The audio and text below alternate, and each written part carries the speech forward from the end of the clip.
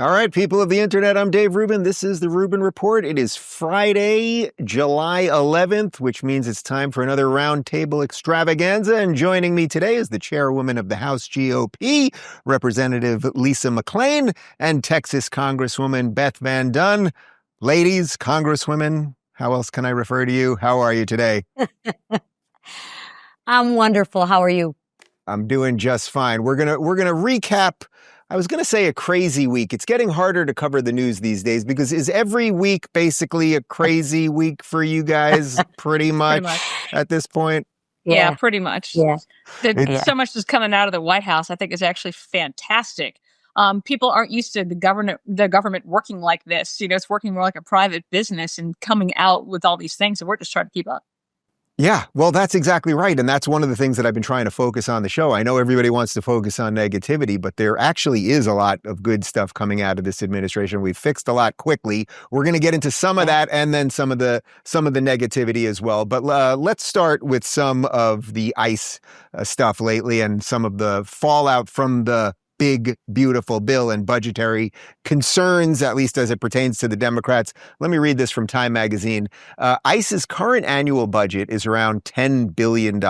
Under the version of the bill that passed the Senate, the agency would receive an infusion of more than $100 billion through 2029, $45 billion for detention facilities, $46 billion for border wall operations in the U.S., the U.S.-Mexico border, and $14 billion for deportation operations. The agency currently has about 6,000 deportation officers. It'll receive billions of dollars more to hire an additional 10,000 new agents by 2029. So, ladies, obviously there's some fighting or some tension between, say, the Elon wing of the party that didn't want an increase in spending and the portion of the party that wanted all of these things to be passed.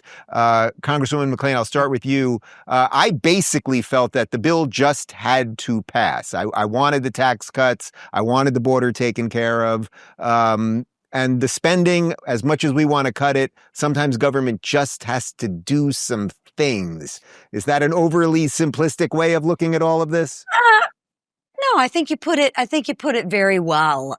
Couple of things I would add to that too is let's remember we cut 1.6 trillion. I can't remember the last time that we cut that much or found that much in savings. So, you know, I liken it to going on a diet. If I want to lose 25 pounds, I don't lose all 25 pounds in the first week. I celebrate if I lose 4 or 5 pounds.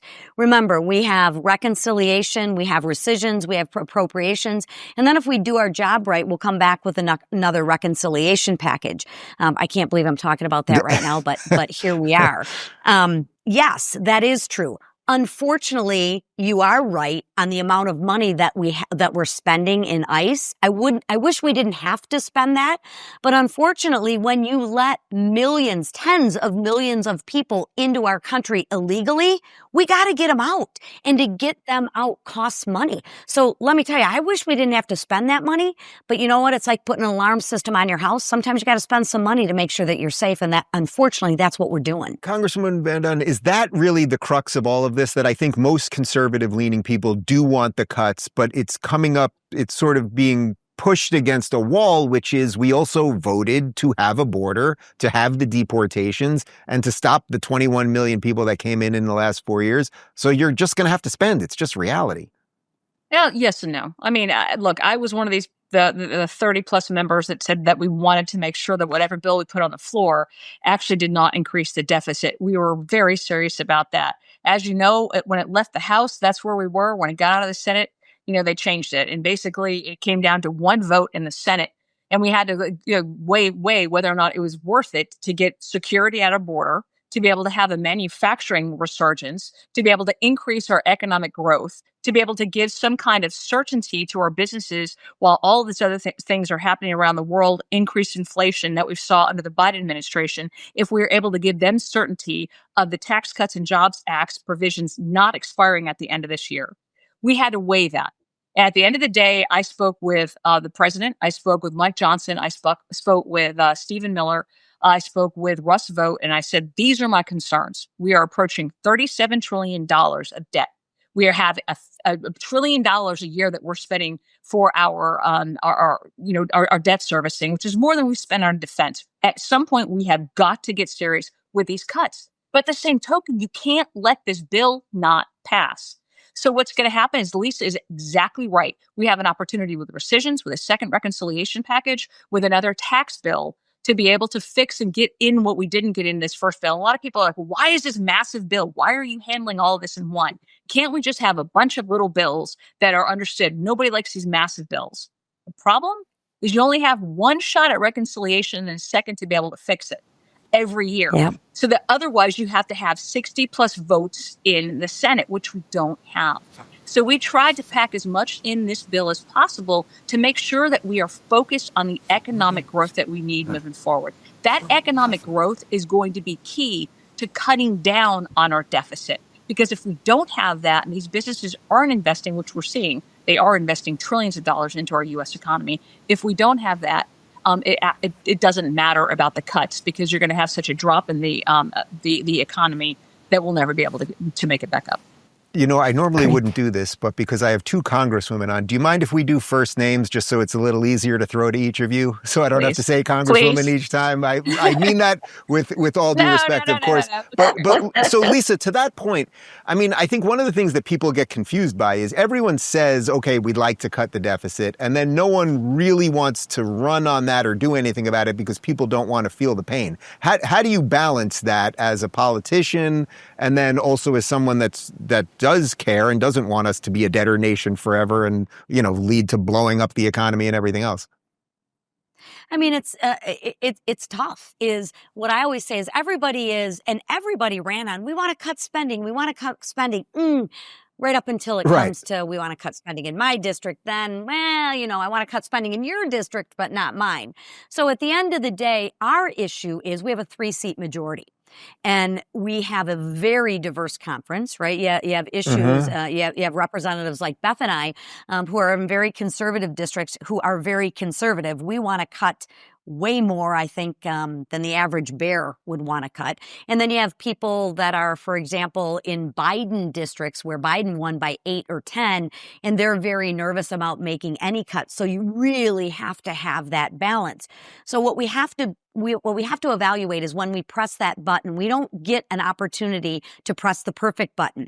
Is the bill that we're putting on the floor better than what we currently have right now? That's what you have to weigh. And the answer to this was yes, it was, but that's why Beth is 100% right. We have got to go back and continue to tighten our belt because there is way more work that needs to be done. And that's unfortunately just the way it is. So since the bill was passed, we don't have to focus on the monetary part of it. What I do want to focus on for a moment is what's going on with the ICE agents, because some of your counterparts in Congress and certainly the Democrat media, I mean, the rhetoric against the ICE agents has really ramped up. I want to show you this video of Karoline Leavitt. She's specifically going off on Stacey Abrams as it pertains to threatening ICE agents, but it's not just Stacey Abrams. It's plenty of other people. Take a look. In your monologue, Jesse, I can't believe I heard stupid Stacey Abrams say that deportations kill democracy. Newsflash, Stacey, wide open borders kills democracy. And that's what the American people voted against. The American public witnessed an open border, illegal alien invasion for 4 years, and they said enough is enough. The vast majority of this country supports deporting illegal criminals from our communities. This administration is all hands on deck in doing that, despite pushback from these radical Democrats at the state and local level. ICE and Border Patrol are doing the work that they swore an oath to do, to remove public safety threats from our communities, to protect our nation, our homeland, and our citizens. And they face now a 700% increase in violence from radical left lunatics. And we're not going to tolerate that. Anyone who threatens or who partakes in violence against our brave law enforcement officers against this in this country is going to face the fullest extent of justice from our great Attorney General. Beth, you mentioned up top that there is so much good stuff happening here, and it's what I try to focus on with this show. But as it comes to deportations, it seems to me Donald Trump ran on this. He promised he was going to do it. That's what the people voted for. He then gave the Democrat governors and mayors plenty of time to do something about this for months and months before they sent Border Patrol and ICE agents in. He also allowed people to have an app to self-deport and everything else. Like, he did everything that he could have possibly done to have this been done as civilly as possible, if that's even the right word for this. And there's sort of nothing, I think, that he could have done short of not deporting anyone that would have made them happy and then lower the rhetoric. No, what they want to be happy is they want to have all of those folks who are illegally in their districts because people are voting with their feet and they're moving out of blue districts into areas like Florida and Texas. So they're going to start losing their congressional seats. This is all about power at the end of the day. They don't want to lose their congressional seats, and they would rather have folks come here illegally to be able to repopulate them. Don't take my word for it. That's what the Democrats are saying. I was mayor of Irving. It's one of the top 100 largest cities in the country. I worked with Immigration and Customs Enforcement. Our police partnered with ICE. And what would happen is if someone was arrested in our city, they were detained. If they could not prove they were legally here, we detained them. ICE came, they interviewed them. And if they were found to be here illegally, they were deported. At one point, we had more deportations of criminal illegal aliens in Irving, Texas than any other city in the country per capita. What happened? I was attacked. I was called everything from racist, hater, you name it. But what happened was our crime went down. We didn't get sued because, as you said, it was orderly, it was organized. And people who don't want this don't seem to understand about crime. They don't seem to understand that the people who are most typically the victims of criminal illegal aliens are other people in the minority community. So they are the racist. They are the haters. We became the 5th safest city in the country because we had an organized partnership with ICE. All of these mayors can do it. It doesn't take any additional funding. It doesn't take any additional bills. They can do it. They're purposely not doing it because at the end of the day, this is all about maintaining their power. Right. Well, for some reason, they never want us to know the names of any of the victims of the crime or rape or murders that the illegals are doing. I want to show you this video. I call him Timu Obama. I don't use a lot of names on this show, but I call him Timu Obama. This is Democrat leader Hakeem Jeffries, and of course, going after Trump instead of going after the people who are going after ICE.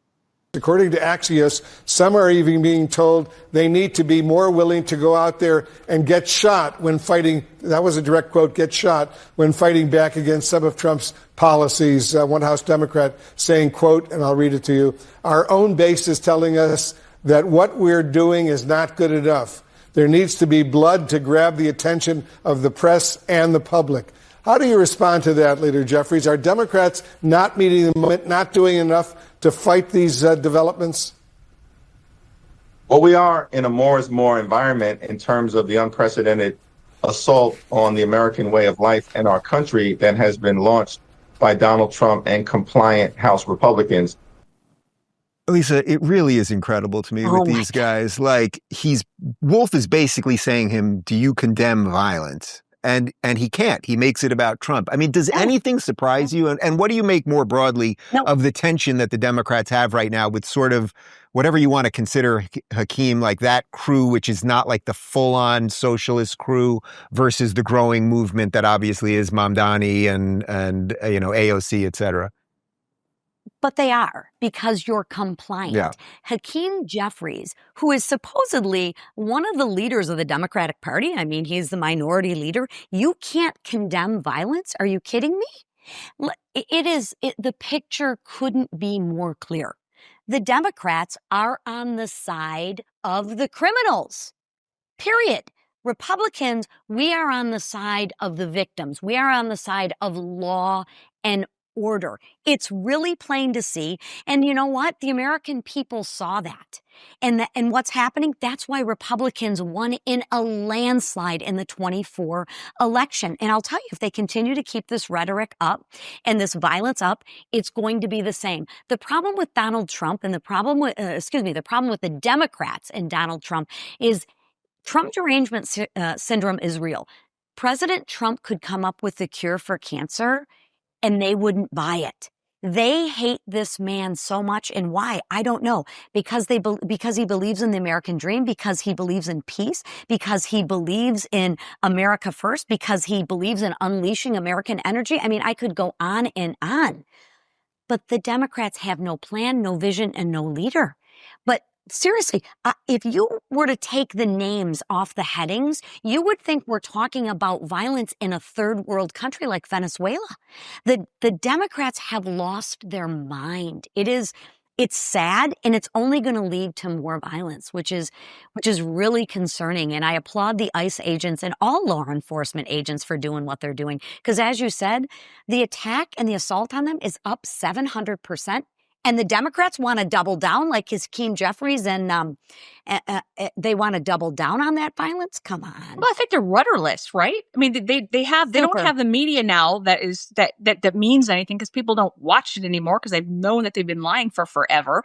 So they don't have a message that all they have is hate, and they will get together with any group that hates America, and that's the group that they're going to support. And you look at that coming out of cities like New York, with Mandami now being the probably the next mayor of New York City, who seems to hate the city. And I hate to say this, but you're going to see a prequel, right? Of like Escape from New York, where you're going to have Snake going in there, and everybody's going to want to leave, going to places like California. I mean, going to places like Texas, going to places like Florida, and going to places like Tennessee. Can you stop bringing up Florida, please? Can we leave Florida out of this? You know it, and I know it. People with any rationality that care about their safety, that care about their future, that care about, being able to leave generational wealth are going to leave places like New York and California because it's absolutely insane. And instead of recognizing that, Democrats are doubling down on crazy. They don't have a message that works. So the only thing they can do is continue to inflame to be able to get likes and people watching them. But it's not support they're getting. It is a clown show that people are watching and waiting for the train wreck. The one thing I would say that is always mind-blowing to me is if you hate this country so much, there's nothing that's keeping you here. It would be cheaper for us to pay for these people to if you hate the country so much and are burning the American flag and think this is just an awful country, there's flights leaving every day. Happy to get on one. I don't understand that.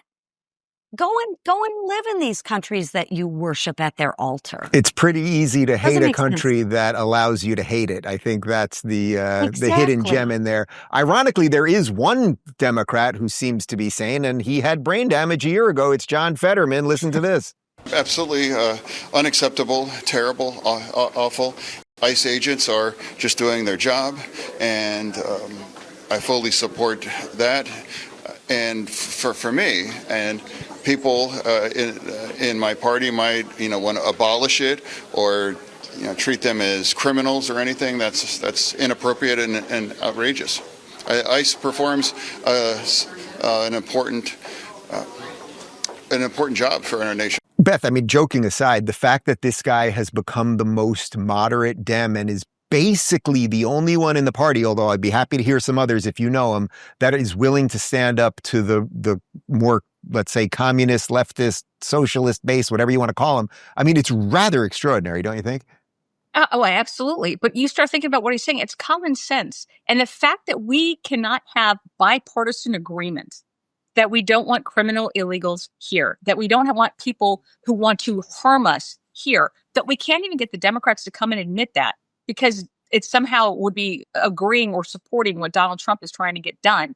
That kind of tells you the extent of the hate. And look, Fetterman aside, I would hope that there were other folks of the Democrat Party that would be willing to come out and talk about the craziness. But again, they're doubling down. And you got to start wondering, who is actually behind all of this? Who is giving them these talking points that they think are winning? And that's where, follow the money. Molly Hemingway was great. She came in to talk to a group of us a couple of years ago. And she said, you all think that the Democrats that get support from the media, that the media is an arm of the Democrats. She goes, think about it a different way. Think about it. You know your colleagues on the Democrat Party.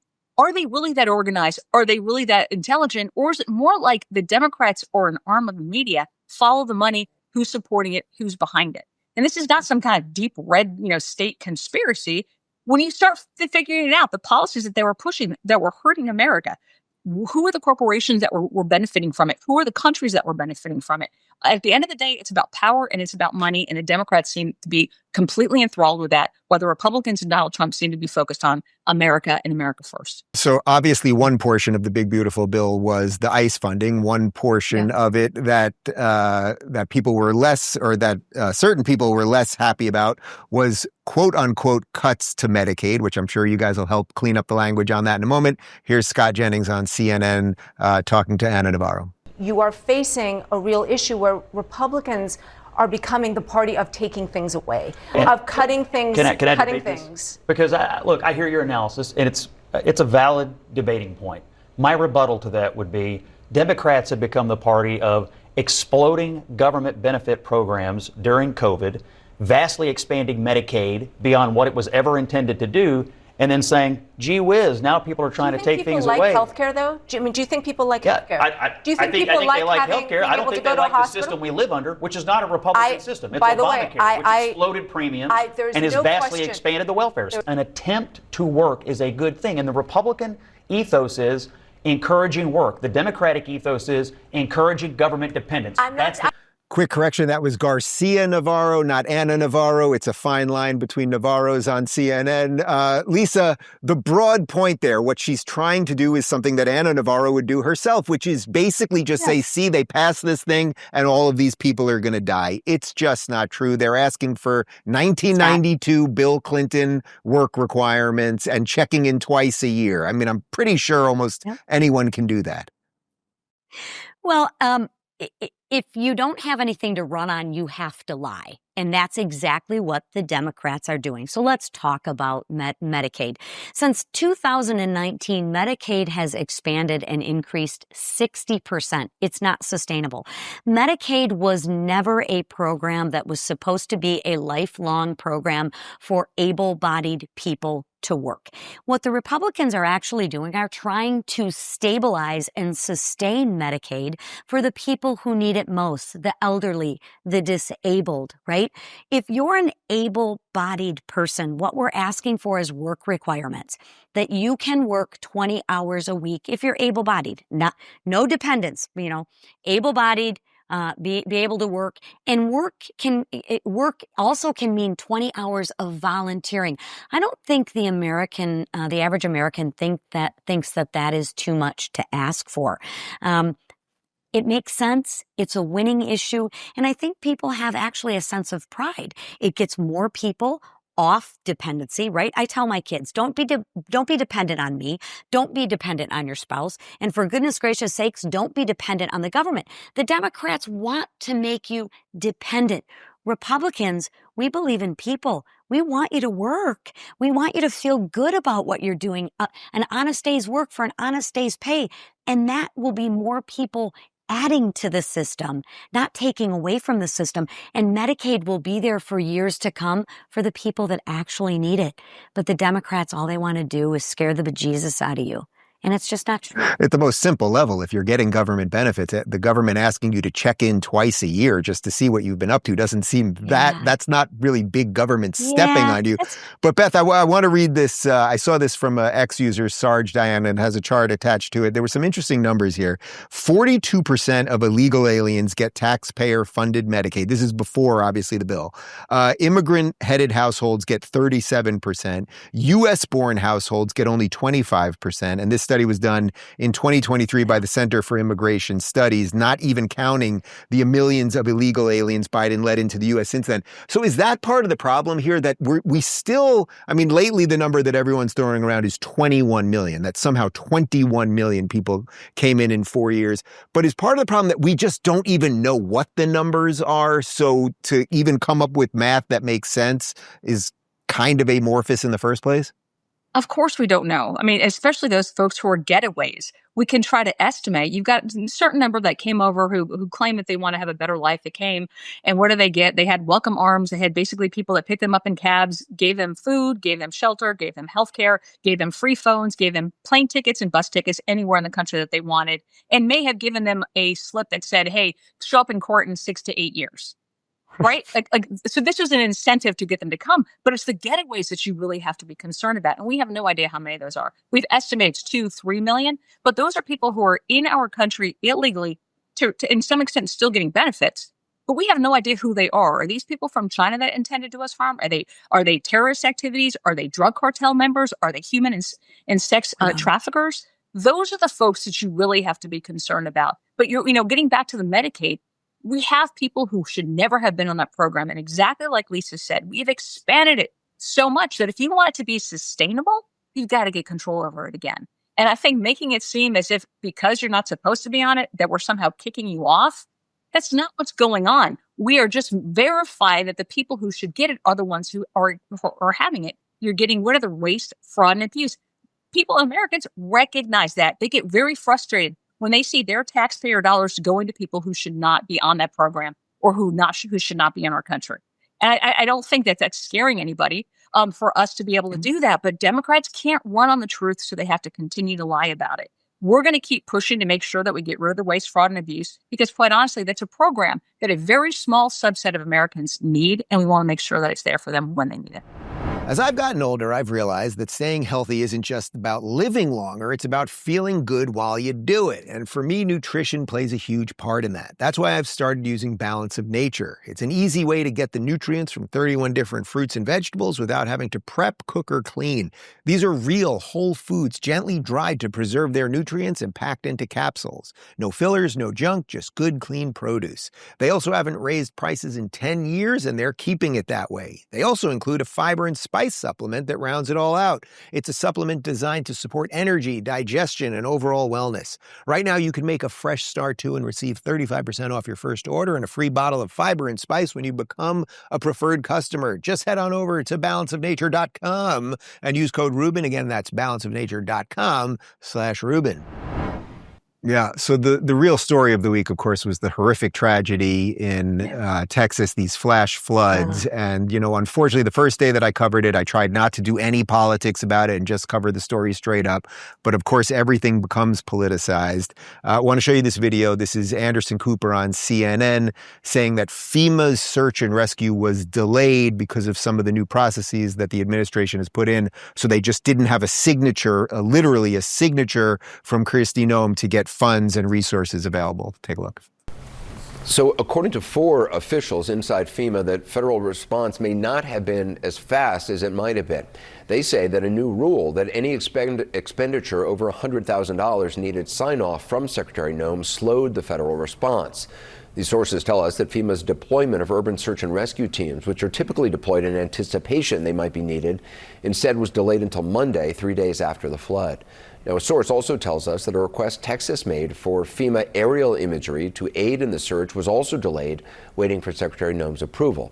Now, additionally, multiple FEMA officials say that they were taken aback by the agency's relatively limited response in the immediate aftermath of the disaster. CNN has reached out to FEMA for comment. So far, no reply from the agency. However, a DHS spokeswoman more generally told CNN that FEMA is, in her words, quote, shifting from bloated DC-centric dead weight to a lean deployable disaster force that empowers state actors to provide relief for their citizens. Lisa, I take everything that Anderson Cooper and CNN says with a grain of salt. So he said a source many times. He didn't name the source. But can you speak to any of the legitimacy or lack of legitimacy to those claims? And do we know if Kristi Noem was not available to sign off on things or anything else? I can share with you this. When that flood happened, and I'm sure Beth is probably even more in tune with this than I am because it's her state, but the minute we found out, 45 minutes, water rose 24 feet, I think it was. The response, was, I don't know how anyone could have responded a little bit faster. So to get those people out in the manner in which they got out, let's first thank the people that went there to help get these people and rescue these people. Don't let the facts get in the way of a good story. If you have to politicize something like this immediately, there's a barking dog there somewhere. At the end of the day, Kristi Noem was available. The president was available. Everyone was available. At the minute we found out, I believe we put all of our resources that we had into making sure that we can, one, take care of the people and get the rescue efforts going. Second is, I'm sure, as Beth will tell you, the president's coming down to Texas tomorrow to evaluate the damage. And something tells me that FEMA will probably do a much better job with the Texas floods than they did maybe with the California wildfires. So again, we don't have any specifics, and neither does Anderson Cooper. So, don't let the facts get in the way of a good story. We got to politicize it to fearmonger against Donald Trump again. Yeah, Beth, I mean, that was basically my take. He's going to say a source, a source, a source. The idea that somehow they couldn't get in touch with her to sign off on something, that just doesn't stand the sniff test to me. But is there anything that I know this is not your district specifically, but you are in Texas. I mean, is there anything that you've wanted the federal government to do that they haven't done? Or is there any better coordination even within the state maybe that they could be doing? Yes, get out of the way. That's what I want the federal government to do. Get out of the way and let me keep as much of my tax dollars as I possibly can. Texas will cover Texas. But I'll tell you, don't take our word for it. Listen to the governor of Texas. Listen to Governor Abbott and the things that he is saying about Kristi Noem and about Donald Trump. What he's saying is this president and this secretary have responded faster than any other administration ever to the storm. That as soon as this storm happened and he contacted, the administration, they were here to do everything they could. So the fact that they're trying to point blame again is they're blinded by hatred. But Kristi Noem is down here. You have President Trump who's like, look, I don't want to be down there. I don't want to get in the way. A lot of the resources are going to be spent with me that needs to be spent looking for survivors of this, helping with the survivors of this, trying to get these communities back. So he's going to be down here on tomorrow. I'm going to be joining him for support. But the fact is, I worked for this administration. I worked for the Trump administration during his first time in office when Hurricane Harvey happened and we were down in Houston. And I saw firsthand this president come down. I saw his secretaries take all this seriously. But the fact is that exactly what Lisa was saying, it was 26 feet in 45 minutes. There's a lot that we could do. They were overstaffed at the National Weather Service. Are there things that they can do? Yeah. I mean, Governor Abbott is going to be having a special session and they're going to talk about, is there technology that we could have in place? Let's use this as a learning moment moving forward to see what we could do in the future. But what kind of ghouls are sitting here salivating over, little girls who have died to try to make cheap political points? There's a special place in hell for those people. And I am very supportive of what this administration is doing. We're trying to do everything that we can to support. We were all in contact with Chip Roy's office saying, what do we need to do? I know Brian Babin was doing the same thing. This is a time for support. For those people who just want to cause additional hate, they can get out of the way and let the rest of us who are trying to get our jobs done get it done. Yeah, it's a catch-22. In some sense, I don't want to cover the way it's being politicized. And then in another sense, you kind of have to respond to it. Otherwise, people get confused by it. So let me just show you one other clip. This is Dana Bash on CNN saying that basically Republicans can't politicize this because it's happening in a red state. Senator Cruz did say that he believes in the National Weather Service. He believes in FEMA. And so I would not be surprised if those sentiments gain traction in a different way now that they have seen this happen, sadly, generally, but also that it's happened not in a blue state, but in a red state that is harder for Republicans to politicize. I get to see both of your faces while the clips are playing, and it's just like that last line right there, as if this is somehow it's just so thin what they're doing there. Lisa, I know we go through this with everything, but yeah. It's so disheartening. And like Beth said, it's like, really, you're going to politicize this? At the end of the day, the Democrats have nothing. And you heard Dana, she didn't quote sources. It's her opinion. It's what she believes. It's okay. Last I checked, does anybody even watch CNN anymore? I mean, really? Just for those clips. I mean, yeah, that's good. That's good fodder. But that's the whole point. That's why nobody does. Used to be the news actually reported the facts, and you had at the end of the segment the little opinion segment that said, hey, here's my opinion. Now all you see is everybody's opinion. Why don't we cover the facts? Nobody wants to do that on the other side of the aisle, and that's why you're getting what you're getting. When you have no plan, no vision, and no leader, all you get is hatred hatred and rhetoric, and it's sad. Can we Well, talk a little really bit about sad. the whistleblowers, though? The unnamed sources? Sure. Yeah. I mean, I can't. this I is- don't. Yeah. An unnamed source on Capitol Hill. It's the janitor over there. Right. They're blaming an awful lot on that guy. It is incredible. While look, as a political, I was a part of the administration, right? So you're in an appointed position. Can I just tell you that the folks who are working for the federal government, they are there. When we talk about that swamp that needs to be cleared, it is true. You've got people who hate this administration, who hate the fact that they're going to be holding these agencies accountable, that all of these folks who have been able to live in kind of like the crevices and in caves without their names coming out, who can say the most hateful rhetoric to cause as much damage as possible, but are never actually held accountable. It's true. My first day in the office when I worked for HUD, I had a meeting and I had all of our managers and directors. And the first day I went around the table and I said, "How long have you been here? How long? How long do you think the person who'd been there the least amount of time had been there? Just guess." The least amount? Least amount of time. You're leading the question, so give me 20 years. What? 17. Yeah. How long do you think the person who'd been there the longest had been there? You probably had a guy who's 94 who'd been there 70 years. What? 52. Yeah. 52 years. Yeah. These people know how to protect their own. They've Yeah. seen the political appointees come and go. What they're going to do is they're going to continue to work just to protect their little fiefdom. They are probably the most dangerous area in government right now. When you've got an administration who's going, exposing them, trying to clean out this deep state and holding them accountable for those dollars that are being spent, those Doge efforts, they are scared. But the fact is that you can't just do it in a couple of years. I'm looking long term. We've have Donald Trump in office for another 3.5 years, God hoping. But then what? We need to hold on to this for at least another 12 years to be able to really clean house. Because it's one thing that I learned during my 2.5 years in the belly of the beast is that the deep state protects its own, and we have got to hold them accountable, and we've got to get down to it.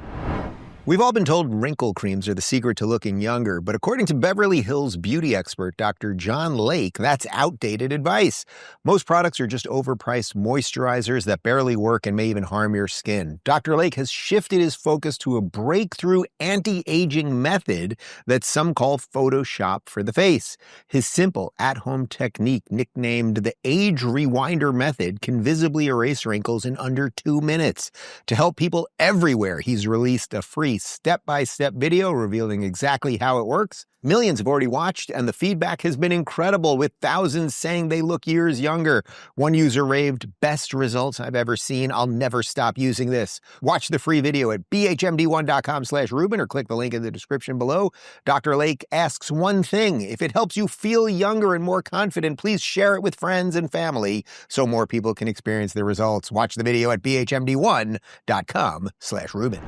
Well, you're giving me the easiest segue of all time, because here is Donald Trump on some of those deep state type people like James Comey and John Brennan. President Trump, James Comey and John Brennan, now under criminal investigation related to the Trump-Russia probe. Do you want to see these two guys behind bars? Well, I know nothing about it other than what I read today, but I will tell you, I think they're very dishonest people. I think they're crooked as hell. And maybe they have to pay a price for that. I believe they are truly bad people and dishonest people. So whatever happens, happens. Lisa, I always say on the show, as a general rule, I don't love the idea of an incoming administration going after people from a previous administration, because it seems like that starts a crazy cycle that will never end, and then no good people will ever want to be in government. However, it seems to me that there's got to be someone has to pay the price for something. So if you took Russia, if you took Biden's incompetence and the conspiracy around that, or you took COVID, if you just took those three things, somebody has to pay a price for something at some point. Is that fair to say? That is 100% fair to say. And I'm going to give you an analogy. I come from the financial services industry, and we have this thing called Sarbanes-Oxley, right? I don't remember, if you remember that. And we also had the Dodd-Frank, where it talked about Right, like my company, financial planning, when I did my books, I had to have somebody signed their name that was personally responsible, that if somebody cooked the books or there was something that was wrong, there was a person that was held accountable. We couldn't say it was society, it was this entity, it was this administration, it was this. No, there was a person. That's the problem with government. If we could just use the exact same measurements that we use for business, if we would use those measurements for government, I think you'd see a lot of things different. But that's the problem. Who do you hold accountable? What are their consequences? I mean, look what Biden did. He pardoned everybody and their brother for crimes that they may have done, that he doesn't even know that may have done. This is a really slippery slope. And why do you do that? Because you know you were doing shady deals. And you know you tried everything. You threw everything at Donald Trump, everything but the kitchen sink, to make sure that he didn't get elected. Whether it was false allegations, you used the media, you name it, tried to imprison him, you name it, to get this guy not to become president of the United States. Why? Why did you have to use all of these nefarious acts to get that done? What are you hiding? What are you afraid of? But it's not going to change until we hold someone accountable. There's got to be a consequence to the action. And I'm with you. I don't like, it sounds like a third world country where when we're done, we throw the other party in jail. But at the end of the day, these are criminal acts, whether it's the DOJ or whomever it is. And these are leaders at the top that knowingly knowingly did nefarious acts, that knowingly pushed lies onto the American people. I mean, that's the worst of the worst. And they got to be held accountable. This time you gave me the perfect segue, because here's John Brennan in his own words, still telling us now that there was no Russia hoax. Clear that Mr. Ratcliffe decided that he was going to initiate this, I think, again, to try to satisfy the interest, the urge of Donald Trump, who continues to claim that the assessment of Russian interference in the 2016 election was a hoax. It was not. I really am very worried that what we're seeing now in this chapter of American history is a sad deterioration of, I think, the respect for the rule of law and for our system of government. And if a president of the United States is willing to weaponize intelligence and justice and, law enforcement investigators, and the people who head up these departments and agencies are willing to bow to it, we really are in deep, deep trouble, which was why I think so many people are worried about the direction this country is taking. Beth, I'm pretty sure that's what we call confession through projection. Isn't he guilty of everything he's accusing Donald Trump right there? Like, get a mirror. I was going to say, I agree with a lot of what he said, but the problem is he's aiming his hate at the wrong person. This was a group that defended an auto pen as president. Right? Like, they were trying to tell us all sorts of things Biden's never been, at the top of his game. He's at the top of his game right now. Like, these are the same people who tried to explain that. That was probably the largest cover up in American history. You can look and they're still trying to defend it. Now you got people who are going to be taking the fifth because they don't want to actually have to answer the questions to Congress that they're asking now. But you look at Brennan, and I would ask anybody to go back and see the brilliant cross-ex that Trey Gowdy did of Brennan when he got him totally caught in that lie.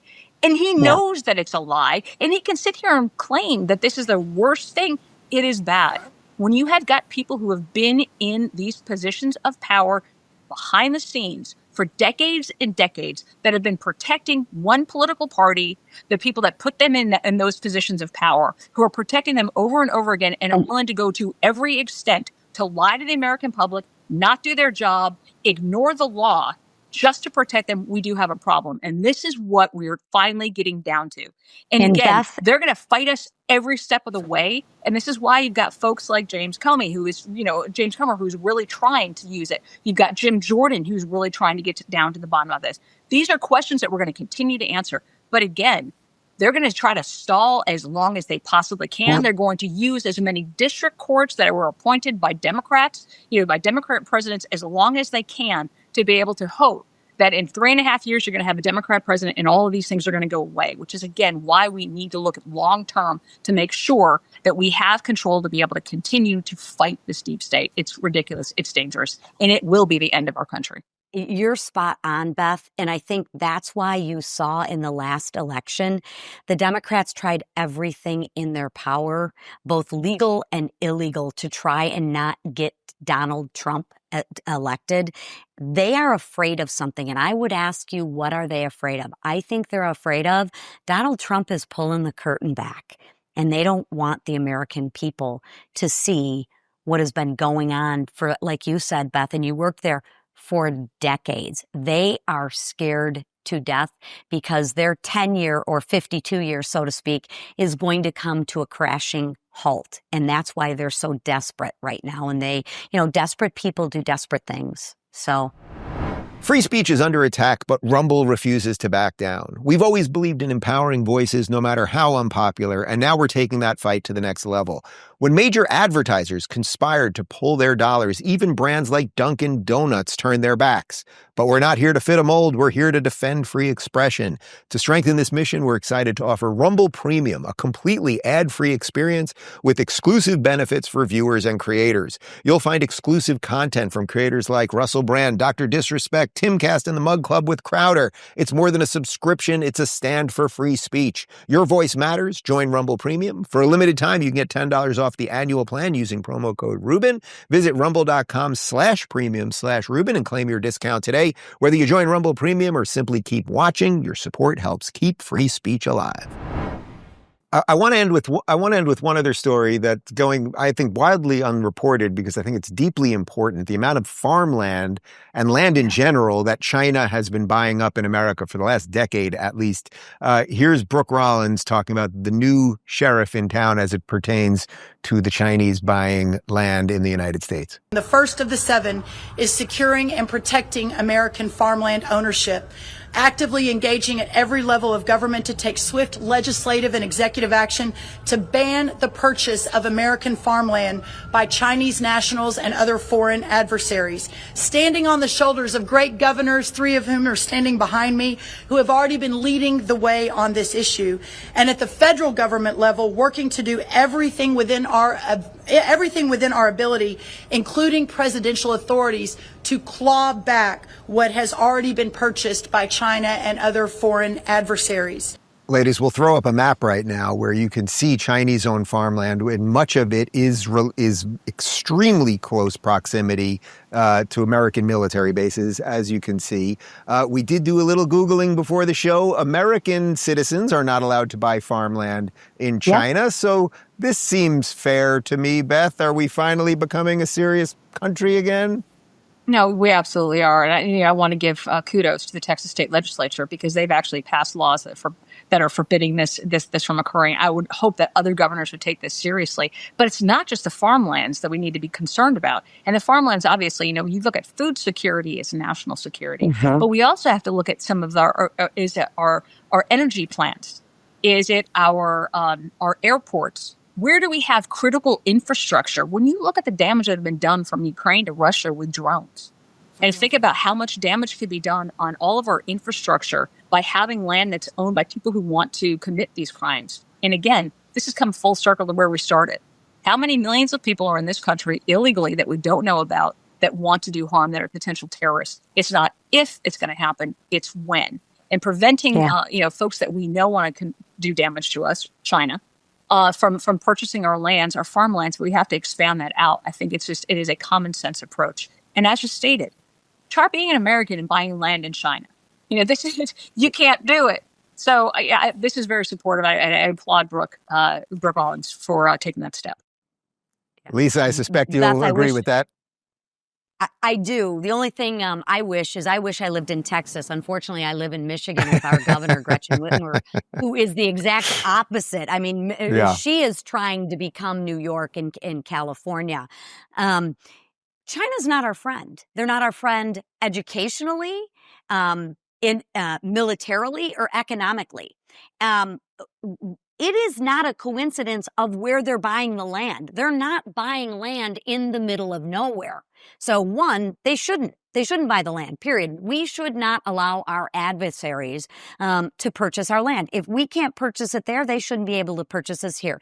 Let's just level the playing field, number one. Number two, so it doesn't make, why we would let our adversaries buy farmland right next to our military bases. Are you kidding me? I'm not much for coincidences, number one.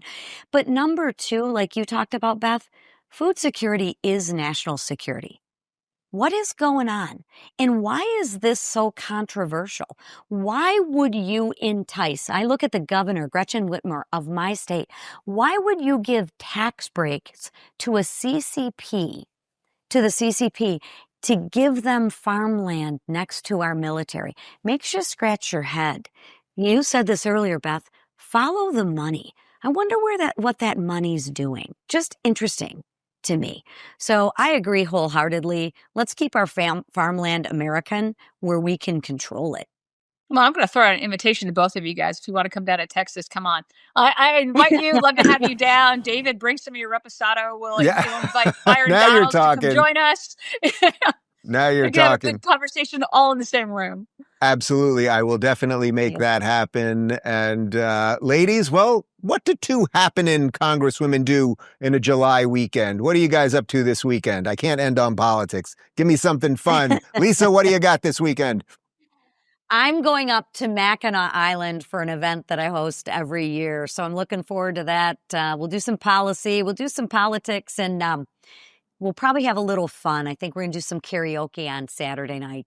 So if my career in politics doesn't work out, I'm going to go and be in a band. That's my goal. And if you've ever heard Lisa sing, she's awesome at karaoke, and I hate that I'm missing that. But I'm going to head down to Kerr County. I'm heading down to Kerr County tomorrow. I'm going to be there with the president and some of other representatives and meeting with our state legislators and our first responders and seeing what we can do to help that community to rebuild. Great. And we're gonna link below to what was the site that I donated to? We're gonna put the link below. Oh, it was to the Texas County's Kerr County Flood Relief Fund. The link is in the description. Ladies, I thank you for your time. Have a great weekend. Thank you. Thank you. Yeah.